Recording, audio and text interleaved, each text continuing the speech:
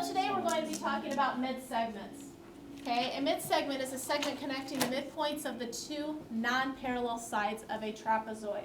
Okay, that's what the mid-segment is defined as being. And so what we're going to do is we're going to look at some investigations and see. So on page 275, there's an investigation. And we've just completed the investigation.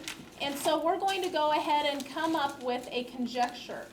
And so the conjecture is that the three mid-segments of a triangle divide it into what? Four Yes. congruent triangles. Okay, and so we just completed that investigation. We proved it. So now what we're going to do is continue with the second part of the investigation. So we're going to continue with step 4. So you still have your patty paper with you, and we're going to go ahead and complete step 4. When we're done with that investigation, we'll come back and fill in the rest of the conjecture.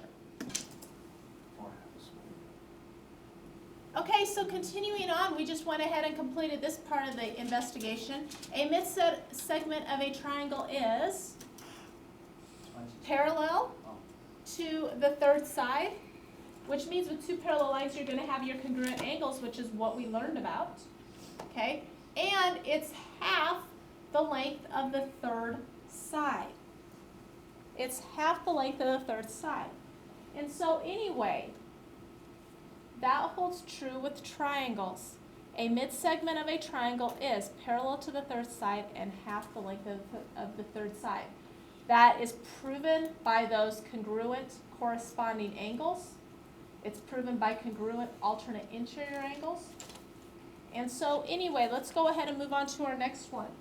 If you look at a trapezoid, okay, on page 276, a lot of this holds true to this. And so the mid-segment of a trapezoid is parallel to the bases.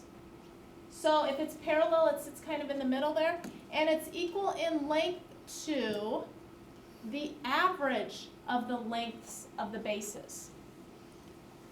So basically that mid-segment's in the middle, you average the bases and you will get its length. It is also parallel to the bases.